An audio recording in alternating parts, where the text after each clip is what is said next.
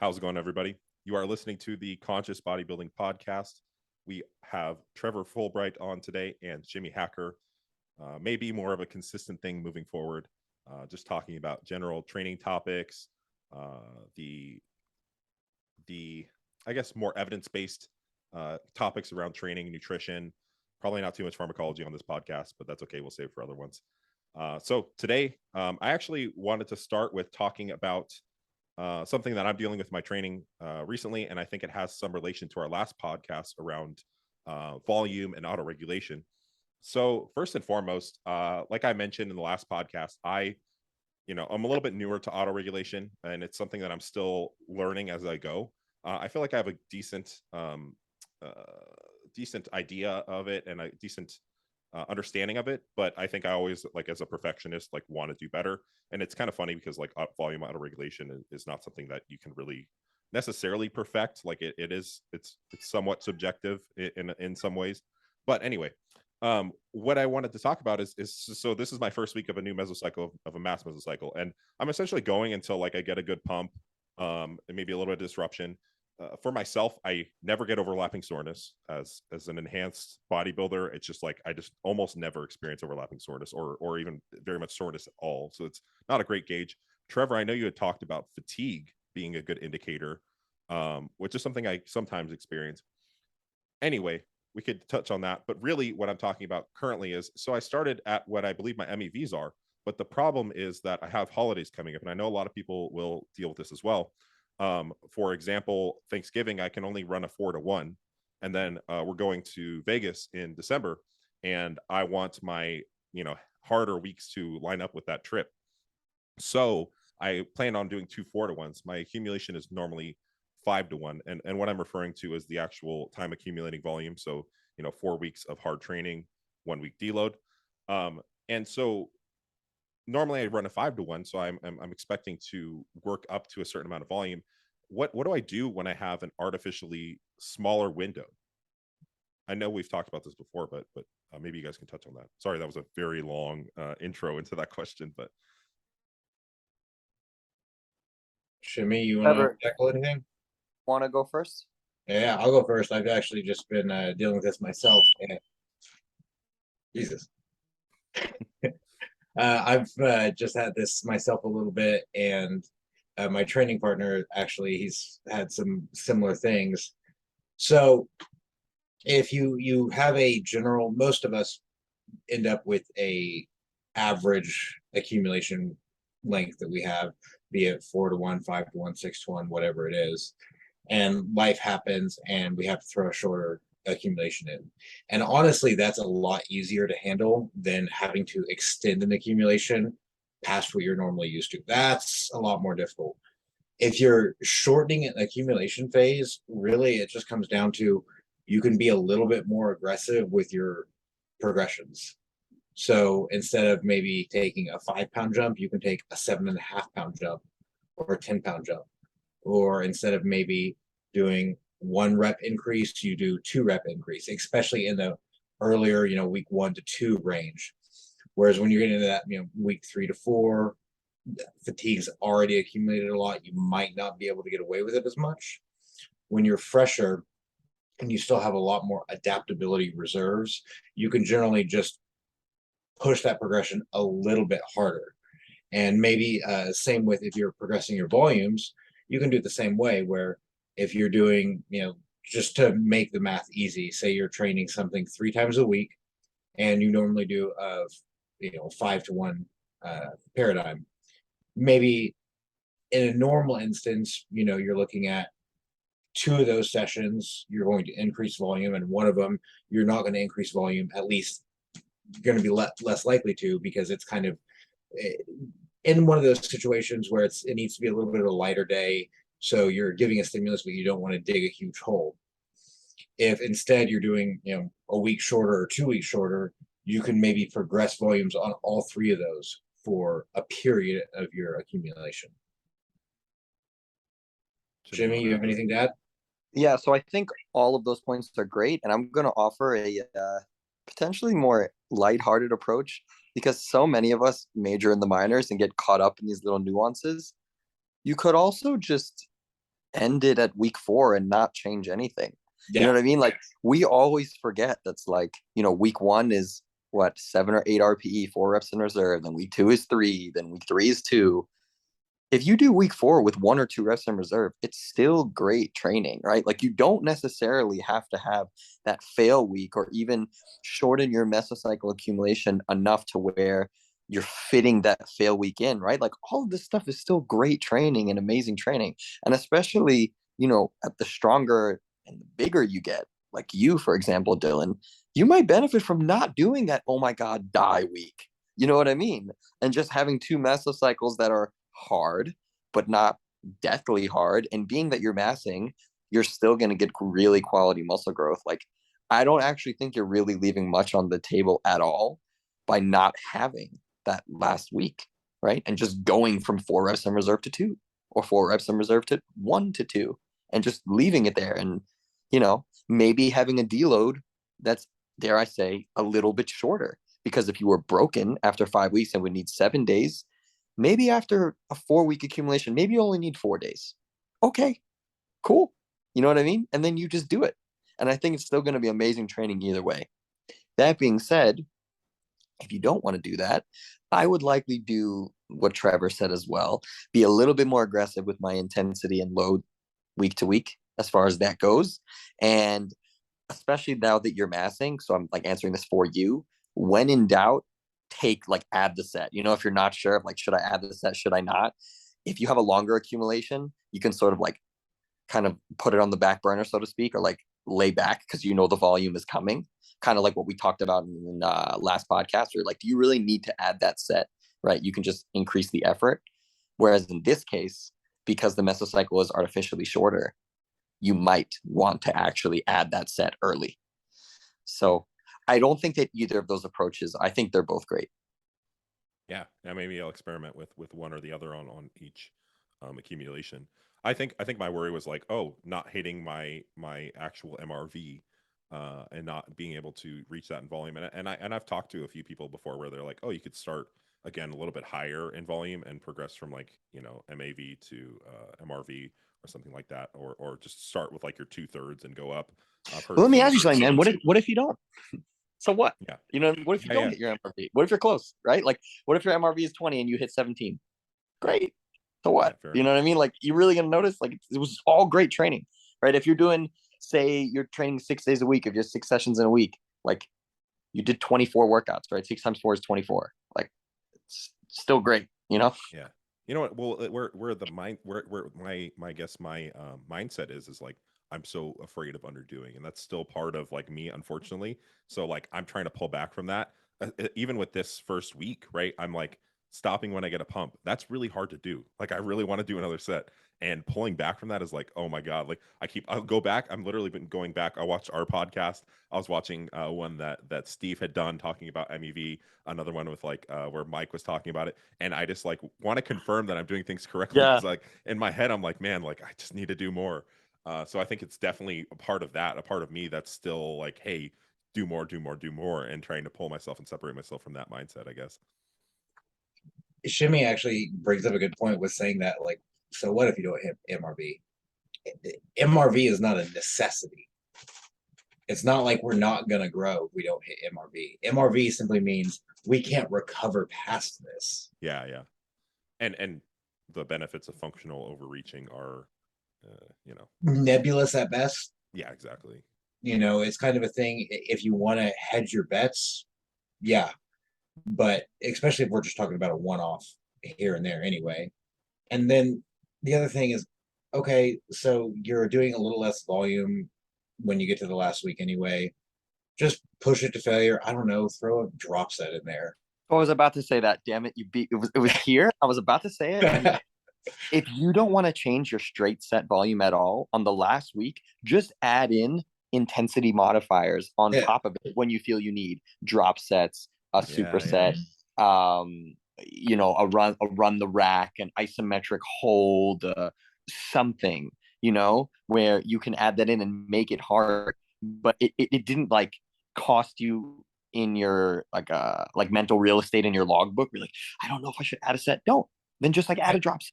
add something else, a peak contraction hold or something like that. Yeah. Yeah. Sometimes I do this on my giant sets where normally like you'll go and do like your a little bit longer period of rest, but instead on like my last giant set, I know I have like 5 more reps. I'll just rest like a couple seconds and then just go after it or something like that. Like I've done things like that before, so I like that a lot. That's a appeals to the side of me that likes to go hard and destroy myself. Well, I'll tell you, man, even for I me mean, in my regular accumulations, if I have like I also do 5-to-1s. And even in my 5-to-1, if I'm like, I don't think that I cooked this as much as I could, but I know myself and I don't want to do another straight set, I'll usually go right to a drop set or a peak hold or a forced rep or something like that. Like, all right, I'm gonna get more volume this way. And I don't have to wait, I like three, that. 4 minutes again and do another straight set. Yeah. Yeah. That's an I interesting. don't do that often, but like it does happen. yeah, for sure. One thing what was I going to touch on with that?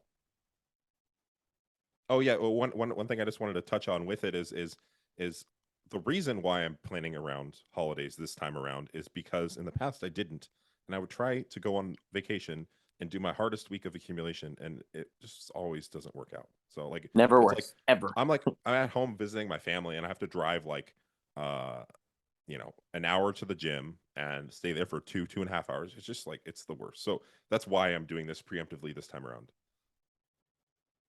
So for people listening, probably better to deload on vacation if you can, unless you are going on vacation to be able to train somewhere or do whatever. I guess it's something that you should probably do a cost benefit of.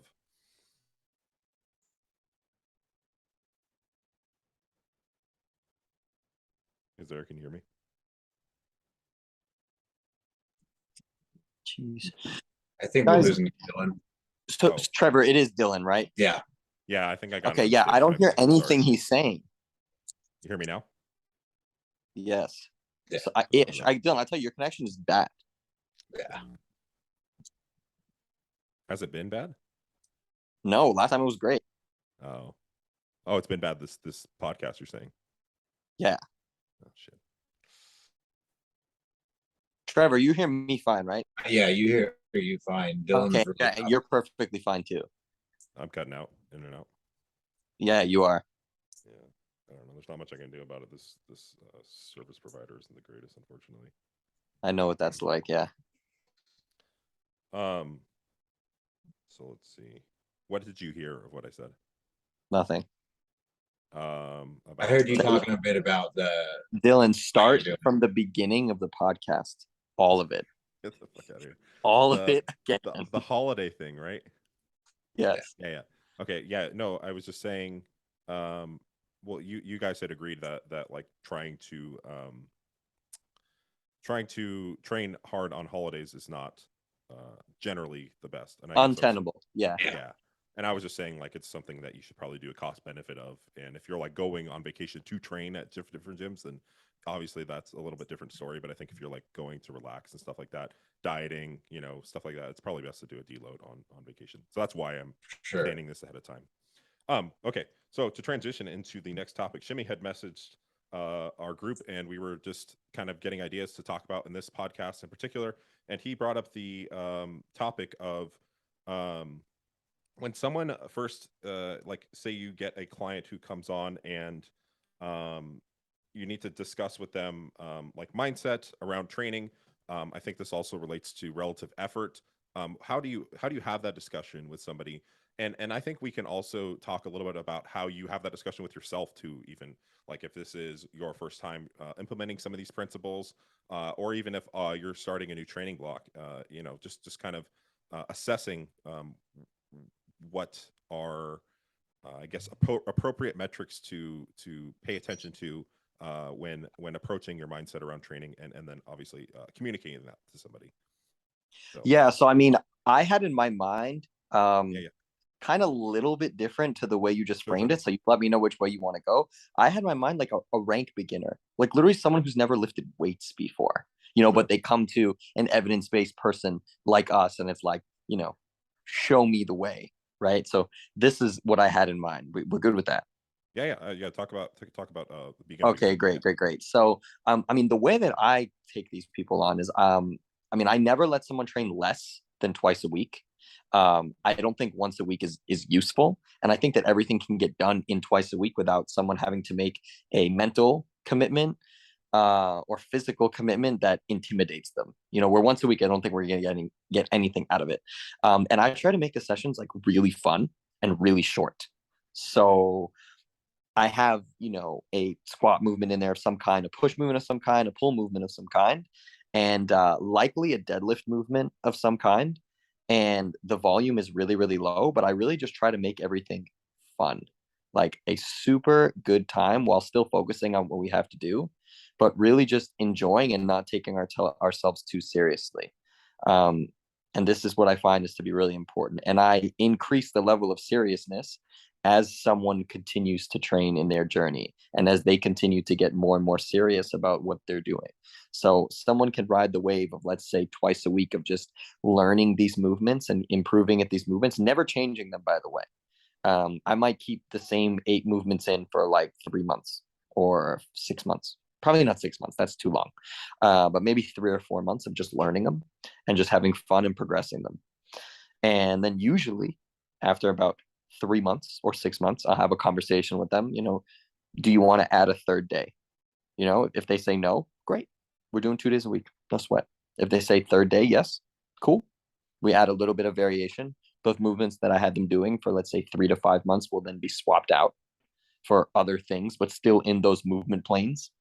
There's still an emphasis on fun, but there is a little bit more like, okay, you've been training now for 3 months or 4 months or whatever it is.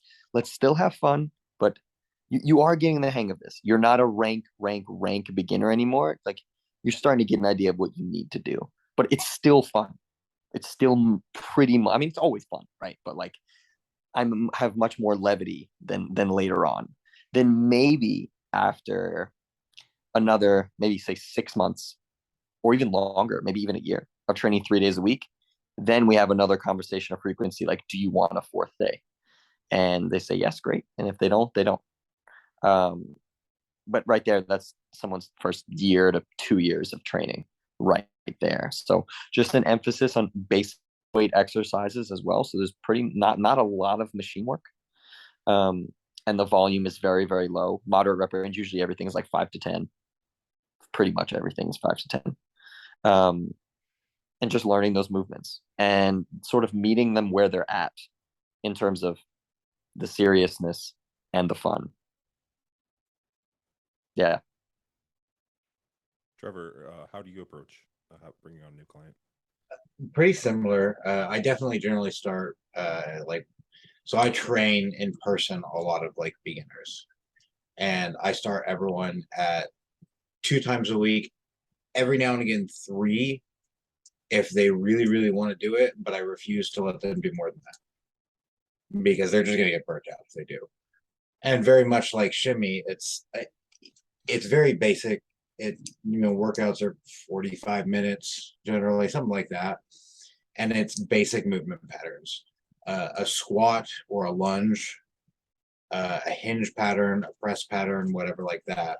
The one thing I do probably different than Shimmy that he had mentioned is I'm a little bit more willing to use machines in some cases.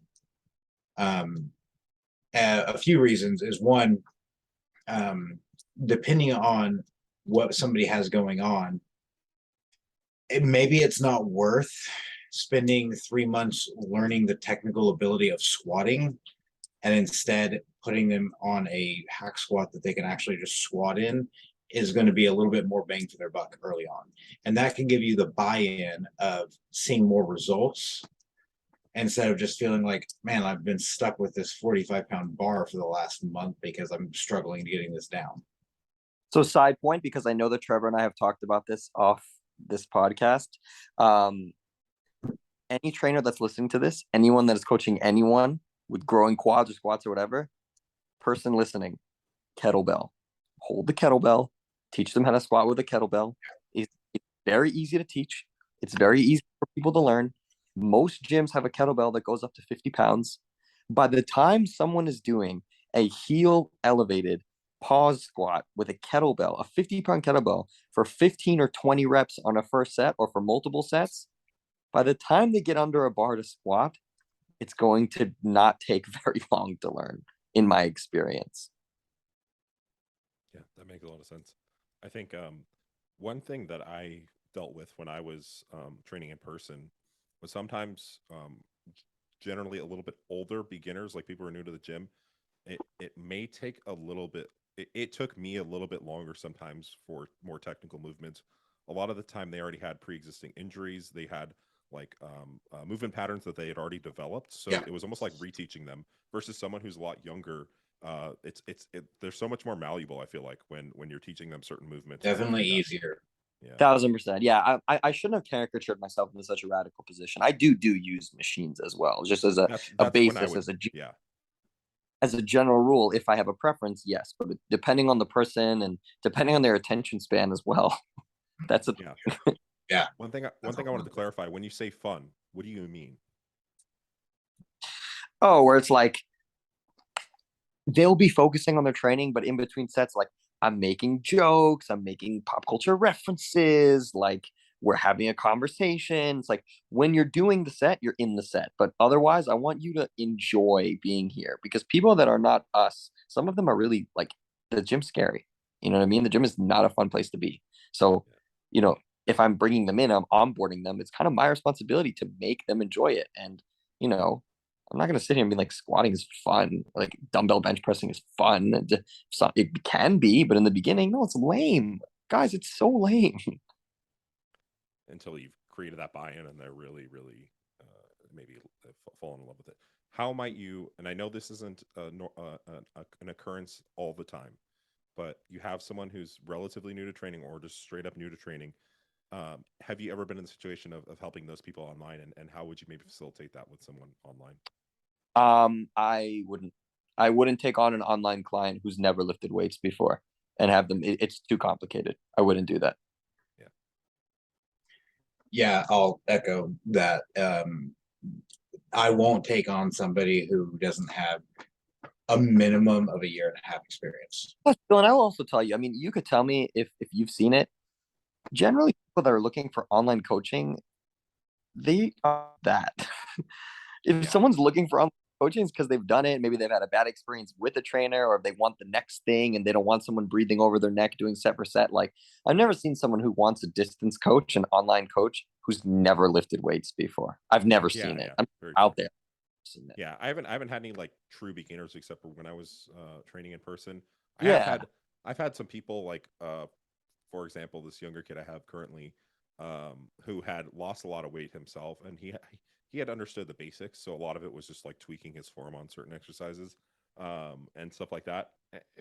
And again, that presents challenges in itself, but again, I get it. I mean, it's not starting from scratch, right? It's like they know how to go into a gym, they know how to work out to some degree, And I'll right? tell you, man, that whole topic of onboarding a new person when it comes to nutrition too is a whole other animal in itself. Because I'm sure you guys have your own, philosophies and stuff. Like if I get someone who's never done fitness, who's never like really dieted or anything, like I'm not immediately Wow. constraining their meals or anything. For Yeah. me, you guys, with the way that I do it, first time I get a client, they're training with me 2 times a week, 3 times a week. All I basically do is like have a Gatorade while you train, have a protein shake after you train. That's it. That's the Yeah. only thing touching in the beginning. And then it'd be like, oh, we'll have a fruit in each meal and, make sure you're having protein 3 times a day. And it's like a stepwise approach until you look back and then you took a lot of steps. And the next thing you know, it's like, oh, they actually have like a perfect, meal plan. Well, I think one thing that Trevor has said is, and he said this in the podcast we first did together, is meet them where they're at. Obviously, at the beginner, you go with the minimum effective amount, and then you just wait until that no longer has an effect, and then you add something. There's Yep. no point in making it harder earlier if they're still getting results. Like, for example, I had someone who came to me and didn't have, it's always awesome to have someone who has experience with macros and stuff like that. Boom, here's your macros. Here's what you should generally eat. But like someone who is, relatively new on that side of things, the nutrition side of things, just said, "Hey, try to eat more protein with your meals." And I didn't change things for months, and he's just making progress linearly. And he's like, "Hey, can we change something?" I'm like, "Why?" Like, there's no reason to. Mm-hmm. Mm-hmm. Yeah. Yeah.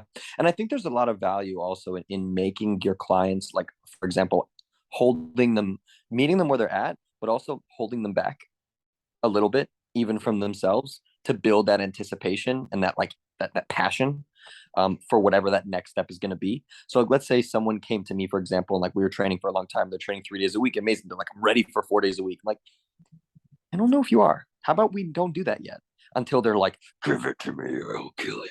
Then I'm like, okay, Yeah. cool, cool. Then because now I know that you'll do it, right? Because if you're someone that's only been training for a year or two, and then you increase someone's frequency to a whole other day, you go from 3 full body days a week to 4 days of upper lower. Like, it's big. It's a big change for them. Yeah. Yeah. I agree. Trevor, anything you want to add to that? No, it definitely, like Shimmy brings up a good point, is like sometimes you do have to hold people back, and whether that be training or nutrition, a lot of times people get really ahead of themselves and they get super gung ho when motivation is high, but the motivation's not always going to be there. Yeah. It's a line They you need have. to build habits and ways to lean back on first before you throw a bunch of stuff out. Otherwise, that motivation's going to go away in 6 weeks, and they're going to say, "Screw this." Get overwhelmed. But once It, it again, sometimes it depends on the client, right? Because there are yeah, some clients who have big egos who they're wrong, but you got to be like, okay, do it, because that's what I was they'll gonna fail say. back to you, and they'll be That's like, what oh I was yeah, gonna you say. were. I was gonna say it's like a line you have to walk. Like it's a little bit of give and take, right? Like if someone comes to me and they're like, I want to do 5 days, I'm like, can we do 4 or 3? Like you want to still create buy-in, but you want to just like you still need to hold them back just a little bit. Like just you're kind of teetering a little bit. So like when they keep pressing you, like you said, then it's like okay, maybe we can do this. You know what I mean? But you and then Yeah, again having that conversation of trade-offs too. Like well, if we do this now, you might have this issue, so be aware of that, right? And trying to inform them as much as possible, if they'll be receptive, obviously. But Yeah, because at the end of the day, they're paying you, right? So like you yeah. can only tell no so many times. It's like Oh you're yeah, paying definitely. money, Right. so you know. yeah. Yeah. That becomes more complicated when I have people who are enhanced, and that's another rabbit hole to go down. But I was Oh actually yeah. talking. I was talking to Joe Jeffrey about that a little bit, and he's like, I was like, how do you manage that with people? And he's like, well, like these guys will do whatever it takes, and I'm like, who am I to tell them to not? You know what I mean? I'm just going to help them be as safe as possible. I'm like, fair enough. Like there's a big ethical concern there too, but for another for another day. So let's Mhm. actually get to some questions. Unless there's anything you want to touch on this topic or cover anything else. Good. Jimmy, you think? Yeah, I'm All right. cheese. So Trevor, I believe you had some questions. You could. Yeah, I had a few questions come in. So here's one, and I'm kind of curious where Shimmy's gonna take this. Um, Lucas de Oliveira on Instagram. Are loaded sissy squats a dangerous exercise for the knees? I don't think so if your technique is good and you've also been working up to doing that for a long time. People always say this stuff like, right? Like, is full range of motion squatting? I'm gonna get back to the point, but like, is full range of squatting or leg pressing like bad for the knees? Like, no, but if you've never done it and trained really close to failure, yeah, it might not go well for you. You know what I mean? So it's like with sissy squats, for example, like that's a movement that number one has a big technique component. Full disclosure, I still don't know how to do them well at all. I don't do them. Y'all have never seen me post about them because I don't know how to do them. That's Yeah, why I didn't do them. So you have to learn that, and then to be able to load that. I mean, chances are you're sissy squatting for months before you loaded it. So like you're so well ingrained to the movement pattern that like I'm sure that you're going to be totally fine. But if you just bum rushed it and was like, yeah, let's try this, like something bad might happen to your knees. yeah, Yeah. yeah. I mean, it comes down to load management, and Time honestly, doing it, I think, what? and time spent doing the Yeah, movement. well, and the thing is like, who needs to load a sissy squat? I don't know. I've never seen it. Like, if you're gonna be really, really damn strong if you can do a set of 20 perfect sissy squats, and I mean like not the BS where like your hips start flexing through half the movement the whole time, like full hip extended, knees to floor, sissy squat. Those are hard. Well, Trevor, do you know this person or no? I do not know. So there's a chance that this guy is a big fitness influencer and he makes videos about doing weird exercises for views because this would be that. Imagine seeing a sissy squat of someone holding like two 45-pound plates and doing it or something like what? Ugh. Well, and that brings up a conversation about also what an appropriate rep range might be for an exercise. Like you're not going to do sissy squats loaded in the 5 to 10 rep range. I mean, Yeah, I would no. He might, dude. This guy. You might. Might have 30, I wouldn't do it. 32-inch quads, and he did taekwondo, so he has really good mobility. We don't know him. Yeah, fair enough. If, for our The purposes, average SFR, person. Yeah.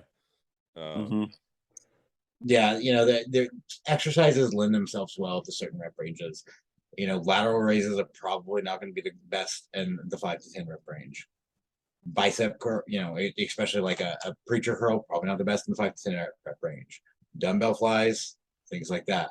In the same vein, barbell squats probably not going to be the best in 20 to 30 rep range. Nope. Or 15 to 20, or damn near anything over 10. Because your cardiovascular system is going to give out, or your bracing is going to be what goes. It's not going to be your quads. Yeah. So you just have to understand, like, there's a time and a place for different exercises and different rep ranges, and you don't need to do every single exercise in every single rep range. For sure. And we're not saying, by the way, that he does that. Yeah. Well, I'm not. I don't know what Shimmy's saying, but I'm saying that this guy is a taekwondo master who's also a bodybuilder, and that's what Okay. he do. That's what I'm saying. I will add, I don't do them because I had a severe knee injury, and as much as I know I could probably do them correctly, I am also somewhat terrified as I have some of a PTSD they are situation. brutal. Like I'm actually going to add them in my next mass. Mm-hmm. Are you talking about like sissy squats with like your legs locked into a machine, or well, like I'm generally talking about free weight, but even in the machine. In the machine, they're butchered even more so, probably. So free weight, how exactly, like, are you talking like just heel elevated? Like how do you perform it? So a traditional sissy squat, you come up on the balls of your feet the whole time. Oh yeah, okay, yes, Yeah. I don't normally do that. I'll tell you, I also don't do them because I just don't have room to do them. I was talking to actually somebody about them earlier today. Like, I have probably 5 or 6 quad variations that are fantastic. I don't have room for anything else. No, Yeah. I don't see the point, To me, I'm going to use them as like a super steroid extensions. Yeah. That's kind of where I see their place at. Yeah. And then you have also the stability component, as you're less stable on the balls of your feet, Yeah. so you can't exert as much force, right? So that's also a problem. I never have a need for them because my quads have been at maintenance for so long. What's the most bang for my buck that I'm going to put in? I'm not going to put in that generally, right? I don't do extensions usually much either. It's literally just a squatting pattern for the most part. Funny side note on that. Do you guys ever have an exercise that gives you a great SFR, but you just hate doing it?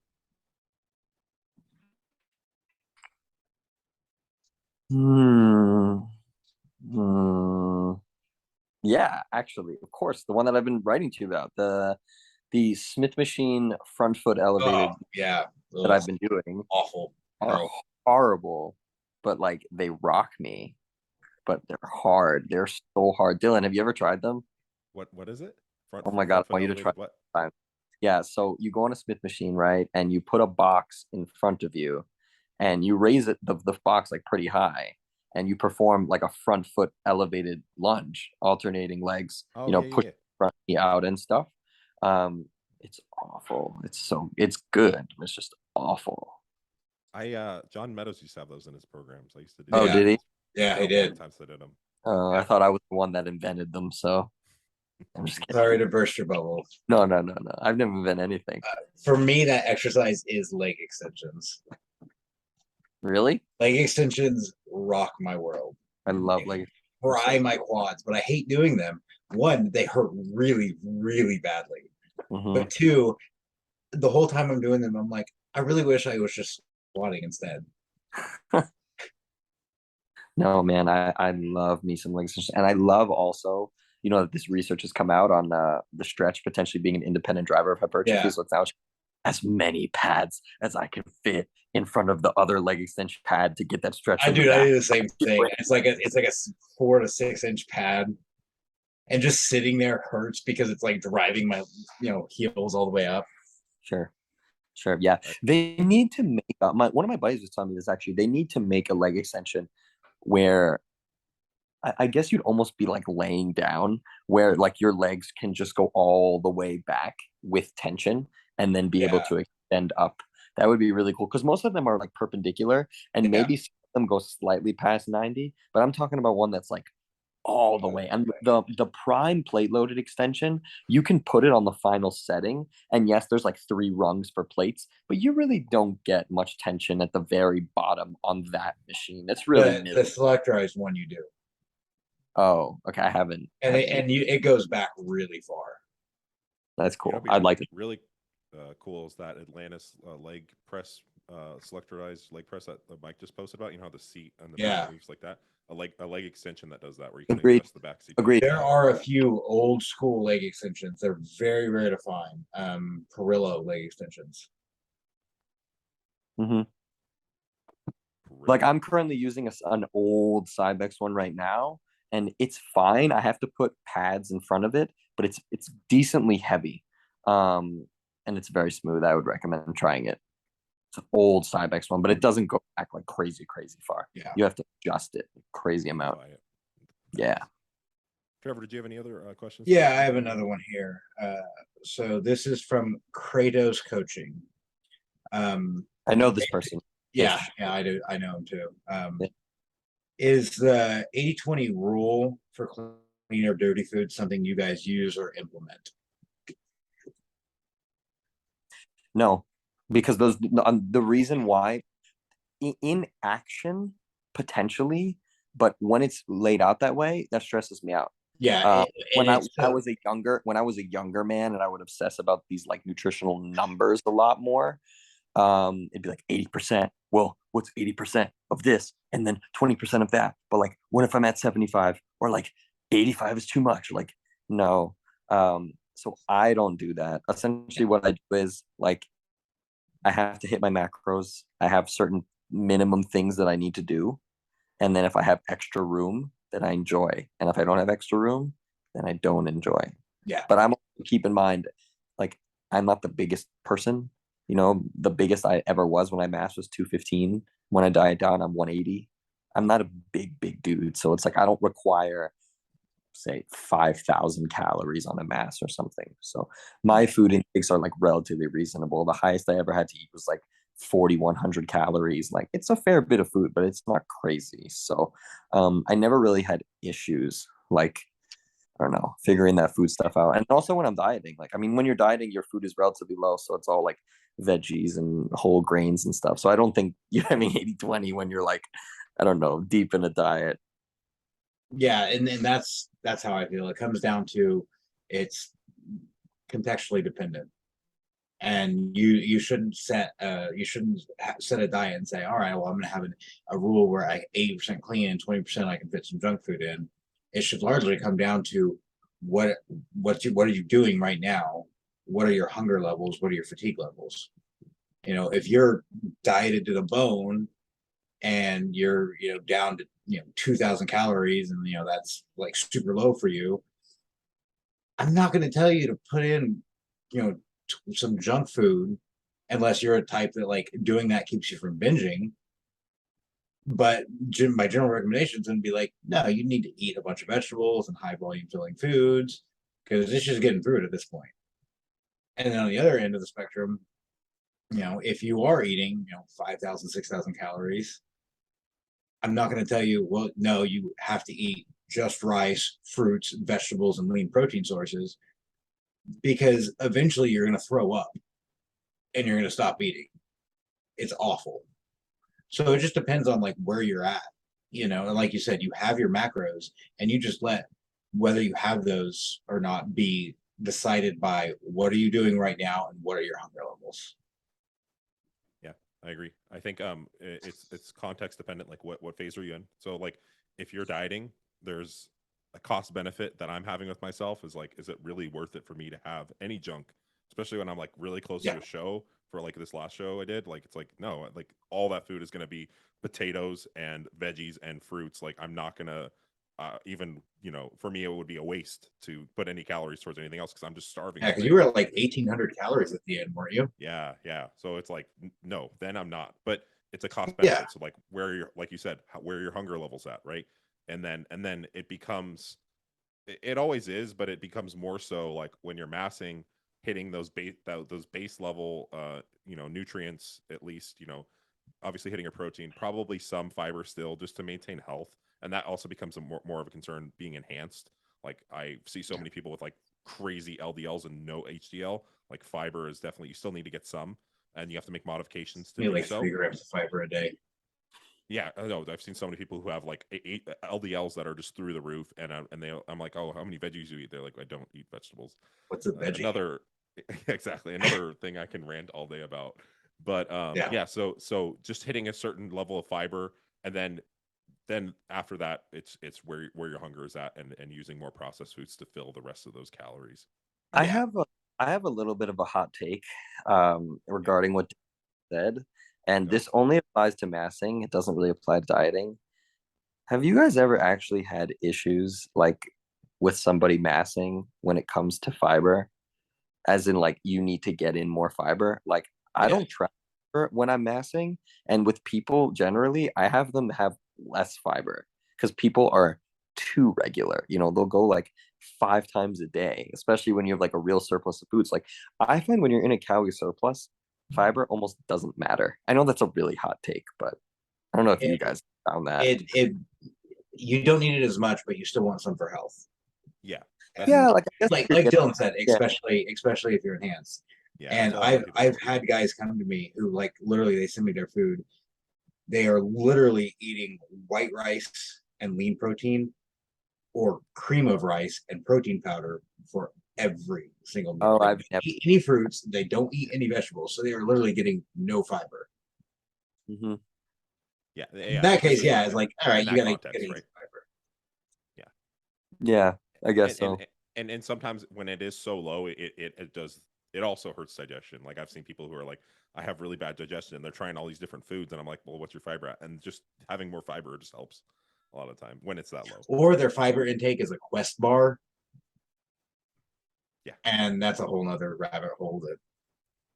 And to get really, this is getting really nitpicky, and again, probably outside of the scope of this, but like FODMAPs sometimes do cause problems too. So having a lot of broccoli might screw someone up. So that might be not true, Dylan. It's good, so it's good. What was that? Yeah. I said Stan Efferding said it's good, so it's good. He's bigger, yeah. So and stronger. So yeah. I'm joking, Dylan. You're great. I'm joking. I do have a couple other questions. Do we have time? Yeah. Did you want to cover the ab question? Oh yeah, the ab question. I forgot. How funny would it be? You posted it on your story, and then we forget. How about we don't? Let's just not cover it. No, because this is when I get this question more times than I can count, and I would really like to just be able to send people a link. Okay. So I'm gonna be selfish. We'll make a roll okay. The question was, are ab wheel rollouts good for abs? I get cramps from crunching exercises, but not from rollouts. This is something I get a lot, and Shimmy and I have talked about this. I'm so prone to ab cramping. It's really, really oh, bad. Dude, I used to get I literally had abs cramp one time on a leg press, and I almost couldn't rack it, and I only got one side racked, and so I'm like almost dropped the sled on myself.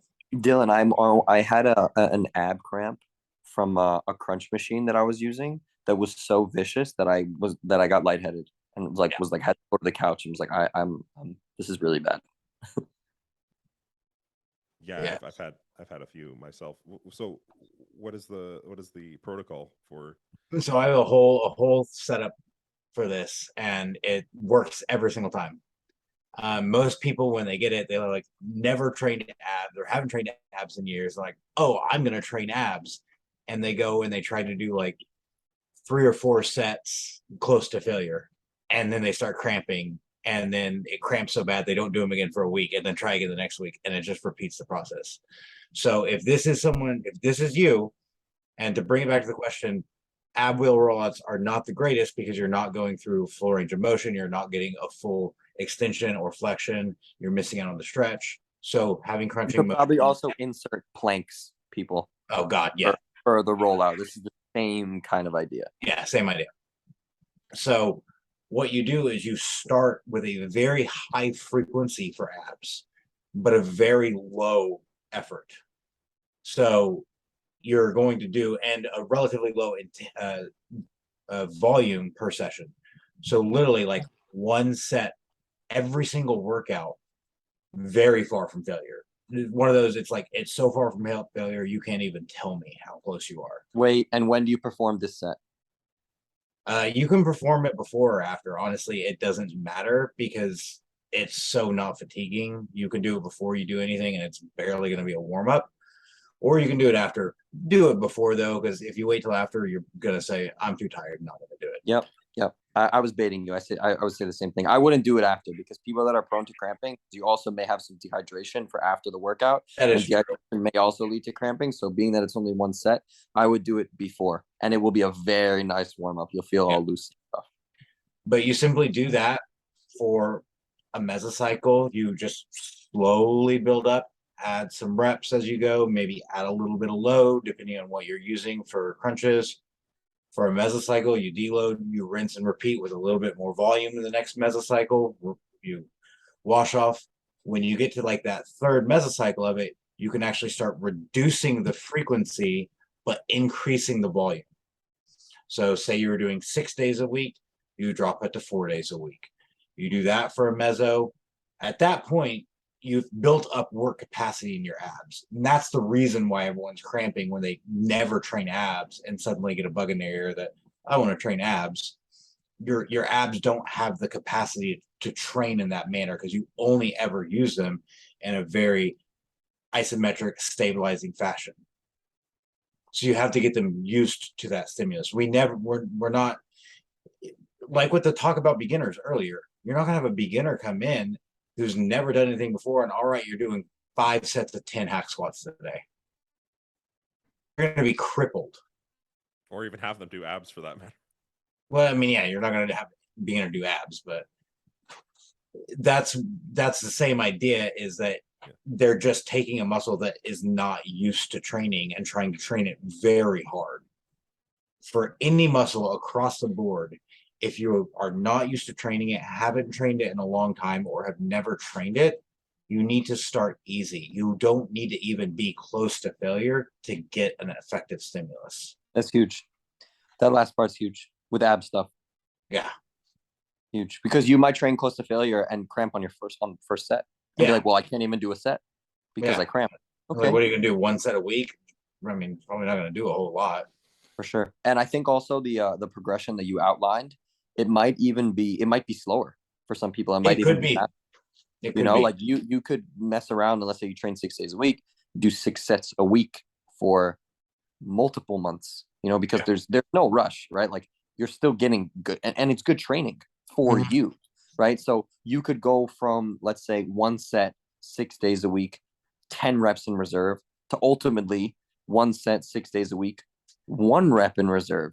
You know what I mean? And you just increased effort that way. And that might take 2 months to do. And then after a while, you're doing 2 sets 6 times a week. Now you're doing 12 sets a week of ab stuff. That's not nothing. Yeah. Especially when it's close to failure. 12 sets a week, you might almost stop. You might almost be like, good. Like 12 sets a week of good, you know, picking really good exercises, hanging knee raises where you're really curling your hips forward, a deficit crunch where you're putting a pad behind your lower back or loading it, a decline crunch, a reverse crunch, you know, and like full range of motion with pauses, with the breathing and all of that stuff. Like 12 sets might be all you need in the end. And like, that's it. Those kind of things. Yeah, for sure. But in reality, it's just 2 sets a day, right? Yeah. Wow, I sound like such a salesman, right? It's like just $100 a day, and then you know all you got to do is make $1,000 a day. Then you'll make 30 grand a month. It's just $1,000 a day. What do you mean? Shimmy, you're gonna release the ab program after this 2.0? I will. I will. I will. I mean, you had the photo of me when my abs are all like abby. Yeah, there You go. got to give me Front cover. royalties for it though. Yeah. Yeah. I'll also say, I mean, this is not exactly tied to what you just said, but it's related to abs in general. You know, the adage of you get your abs trained when you do everything else. Yeah, like I guess it's fine as far as it goes. To be honest, I think a lot of people that have really good ab genetics already just say that. Like Yeah, there's they probably they would have had it regardless. there's probably some truth to it, but the point that I'm going to make is you don't know what you have until you get really lean. You Yeah. might think that you don't have abs when you do, and vice versa, right? Like you might think you have abs because you have this little dimple in your stomach, and then when you get lean, you're like, oh, my abs are actually like a lot smaller than what I thought they were. Yeah. So, you know, before you get a bug in your ear, as Trevor said about training your abs, I'm not value judging you, person, but you might consider getting pretty lean first, 100%. and then 100%. be like, okay, yeah, I don't like the way my abs look. I want them to thicken up. I'm gonna do more hanging knee raises to get the V, or you know, I don't know, regular crunches to work on my upper abs or something like that. Yeah, I don't think that on average for physique purposes, if you've never been really lean, you don't really have any business training abs. And one other thing, real quick, Dylan, hold on, real quick. If you are going to train abs before your sessions, one small caveat: if you're going to be doing any bent over rowing, I wouldn't train abs that day, especially if you're doing bent over rowing properly, or dare I say deficit bent over rowing, because if you're already prone to cramping, sitting in that lowered position with the abs flexed after you already trained them, you're asking for it. You know, if you're bench pressing, fine. If you're Smith machine squatting or hack squatting, probably fine. But like, you know, if you're deficit deadlifting, let's say, or bent over rowing, just where you're really having a big axial loaded component where you're sitting in that block, I might not train abs before that at all. Yeah, that's fair. To go back on your point about you know, getting lean first, I think individualization is really important there. I mean, a lot of people will say that like, oh, you get to train through all of your, you know, squatting and any bracing exercises, but like, you know, some people don't grow as a result of that, and some people do. Some people don't need to train their abs. I think it really depends on the individual. It's just as someone might not need to train as much volume for their legs as their arms or whatever it may be, right? It's individual per muscle as well. Mhm. For Look abs, at Steve Hall. He's a good example of that. He's made it a point to train his abs this off season because he got on stage and he was not happy with the way his abs looked. He wanted them thicker. You know, but you know, if someone was to say, oh well, just do more, squatting and bent over rowing, like honestly, his abs probably take more load from bent over rows and hinges and stuff than half the people telling him to do that. Yeah. And the systemic, he already knows his volume landmarks, but the systemic stress added to be able to do those versus a few sets of crunches is definitely a big difference.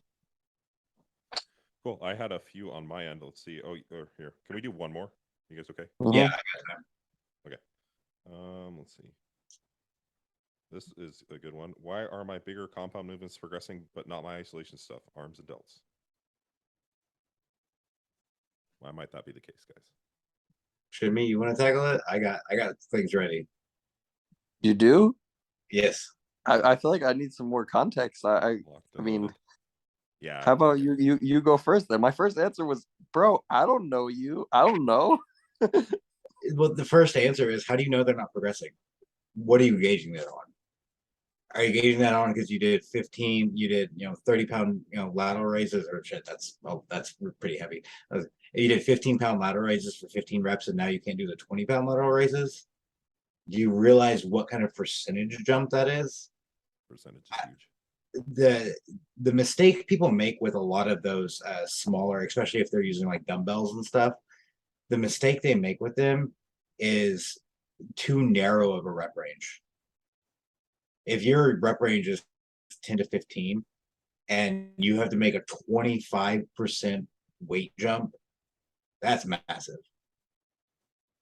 So instead, just keep upping your reps. You know, You're I so funny. almost Trevor, you're so funny, dude. You value judge all of these people. You did the same thing last week where the guy was like, "What if my quads or whatever, like 12 set session?" You're like, "Bro, train your quads more." It's like, bro, that's not what he asked you. Like, what if this guy is like knows what you're saying already? That's very true, but I will also say that's not the average person that asks that question, because I've been asked that before, and I know the person that asks this question. But I you don't actually know the person I that asked know the the typical question. person asking this question. Oh, you do? The typical person that asks this question. Oh, fine. Yeah, but hey, maybe this guy's is not the tip. Maybe not the tip. I do have suggestions in that case, because I have been there, and I also have other ideas now that you called me out for value judging people. Yeah, I mean it's fair, right? Like, imagine if we left it at that, and he was like, "Yeah, but like, that's not me. So what do I do now?" And like, Yeah, "Shit, yeah. that's Well, my like I question." said, there's other things I'm going to get into. Okay, hit So, it.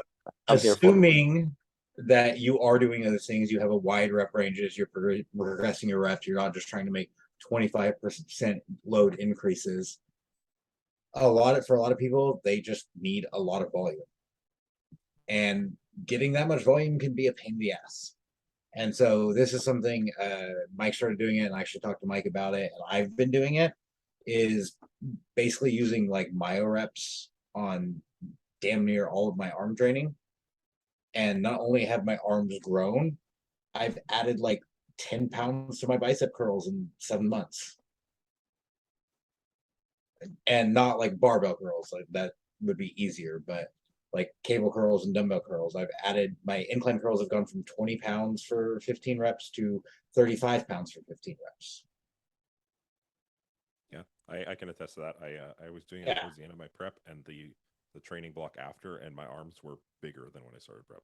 So Yeah. I mean, To be honest, like the question requires more context because it's really too general. Like I'll Yeah. take a stab at some things that I will parse out without trying to impart my own biases here.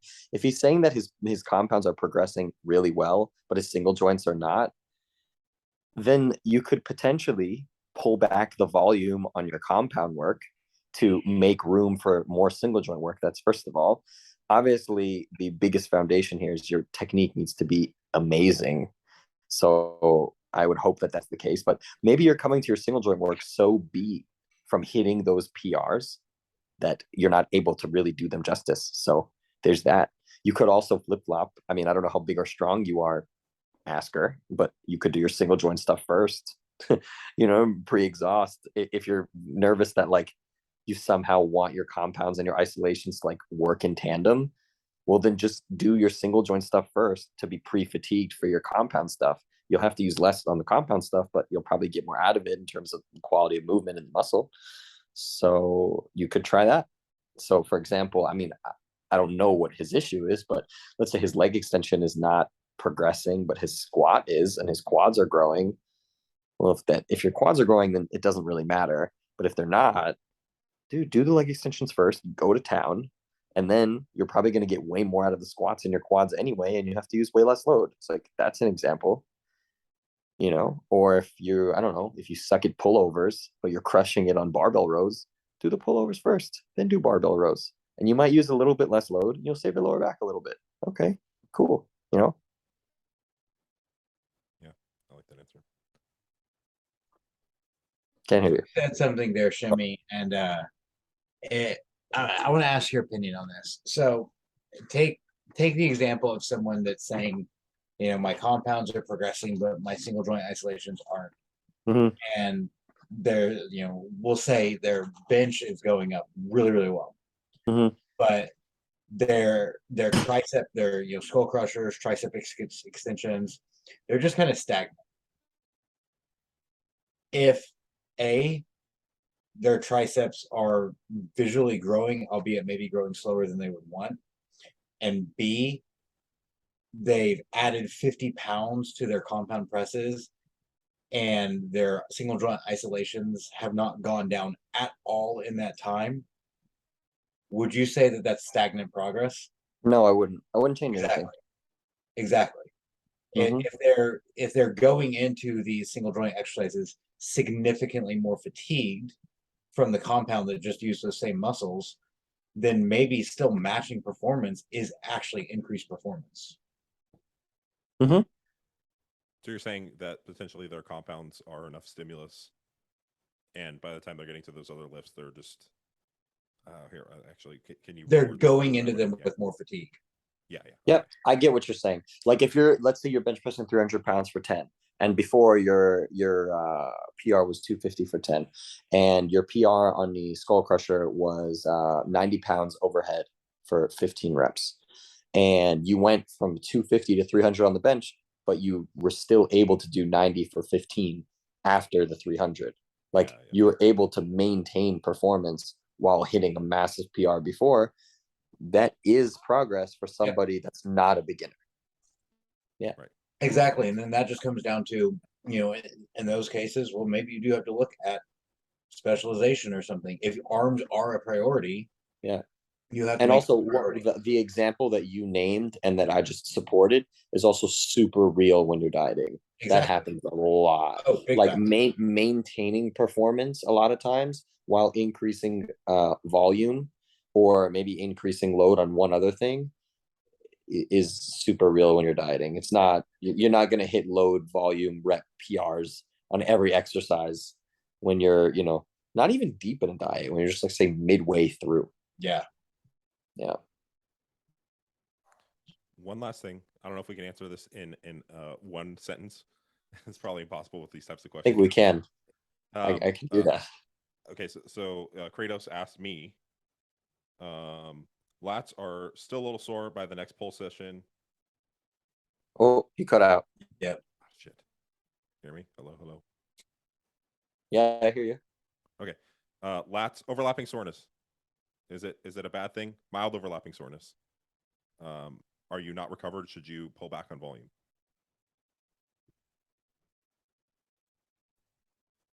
Hello? You heard it, right, Trevor? Or no? Overlapping sore. If you have overlapping soreness, does that mean are you not recovered? Is that the question? What I interpret is like if you have overlapping soreness, like is it a problem or what do you do about it? Dylan, Yeah, is that same fair? thing. Same thing. That's ultimately what I was getting Well, out of it. specifically, how about I'm paraphrasing this question since I'm going to ask it. My lats are often still a little sore on the next pull session, although it's a horizontal pull session. Would my lat being fully recovered have a negative impact on my rowing movements? Well, I mean, first and foremost, does it? Is I guess a good question. Yeah. Okay. Maybe my mindset is different, but if that was my problem, I would be so happy because I'd be like, okay, I'm training hard. I have a great mind muscle connection. Shit's working. This is good. So all I'm gonna do is keep my volume static or slightly pull back my volume and it will work itself out.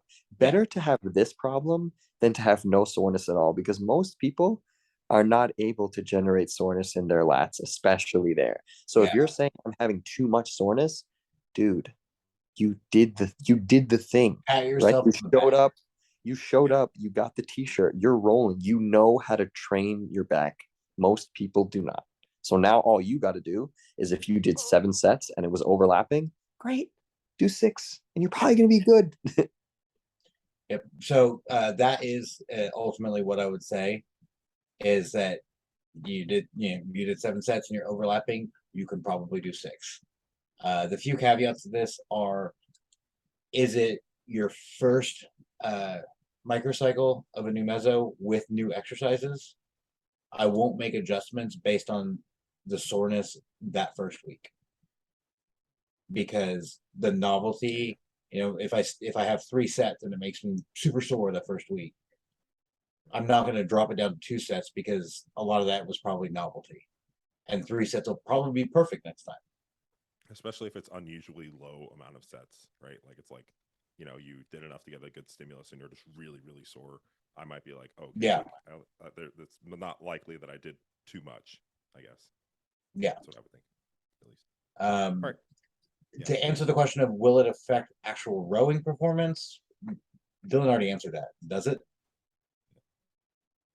Just look at the logbook. If it doesn't, How it then usually does. cool.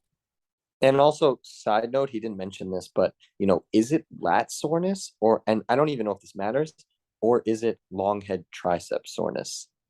Not really sure if that matters because it might affect it either way, but some people mistake lat soreness for long head tricep soreness. Exactly, exactly. But like you got to grow both anyway, so maybe it's irrelevant. Yeah. Fair enough. Yeah, that is a good point. Because if you don't like, I sometimes will wake up and I'm like, oh, my lats are sore, but you have to actually like kind of distinguish a little bit. Dylan, I actually had a quick question come in. It's very short. I'd like your opinion on it. Sure. Okay. Are you a Honey Nut Cheerios guy or a Honey Chex guy? I don't know if I've had Honey Chex. What the fuck is up with you people? Trevor said the same thing. Bro, Honey Chex is lit. You guys need to try Honey Chex. Honey Chex is good. I love just regular rice, like rice Chex. Yeah, same. Rice Chex with a little cinnamon on them is delicious. Do you guys grow up in an old age home? Shimmy, we've talked about this. I like Raisin Bran. Yeah, you're the worst. Dylan, do you like Raisin Bran? Yes, I love Raisin Bran. I don't. What the with you guys? You have problems. I'm sorry that we do not have the taste buds of a child, Shimmy. No, you don't. You have the taste buds of a 79-year-old paraplegic man. That's what you have. Jimmy, you both live in a goddamn old age home. Tennis ball walkers. That's what you eat like.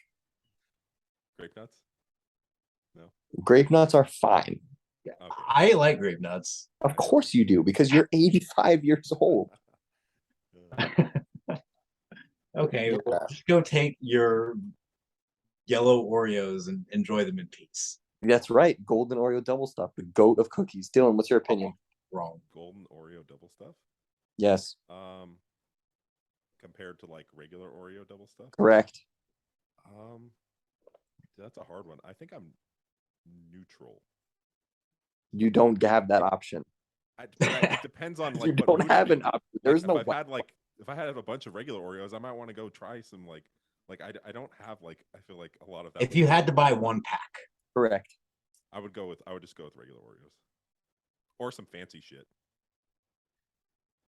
No, the best are not the fancy shit. They're the old, like 100-year-old oatmeal frosted cookies in the purple bag. That if you've ever had them, you know exactly what I'm talking about. I don't know what that is. I will send you a picture. They are the best thing ever, and they are delicious. I don't think I know what that is. Yeah. Nobody agrees with me. Maybe someone in this pod they'll write in the comments. Someone agrees with me. Golden Oreo double stuffed over regular. I don't care. It's real. I'm gonna try some and reevaluate that. Also, blueberry Dylan's like, no, nobody agree with it. Nobody write in the comments. Blueberry Chex are really good. Have you tried those? I haven't, but I would. Really I hadn't had Honey Chex in a long time, and I bought them recently, and I was just floored. So good. So I'll have to try those out too. Oh my god, dude, you're massing. This is the time. Yeah. I already told you I would get a box when I'm back to massing. Yes, for sure. All right. Well, I'll let you guys get out of here. We've been on for a while. All right. Appreciate your time. It was a good time, guys. It was a great time. Yeah. It was a fun combo. People love this, so we should keep it rolling. I can't hear you. Sorry. People love when we are on a podcast together, so we should keep doing it. Let's do it. I'm here for it. All right. Cool. Cool. All right, fellas. We'll talk in a bit. Later. All right. Have a good night. Bye. I actually did have a couple of people message me saying that they did like it too. So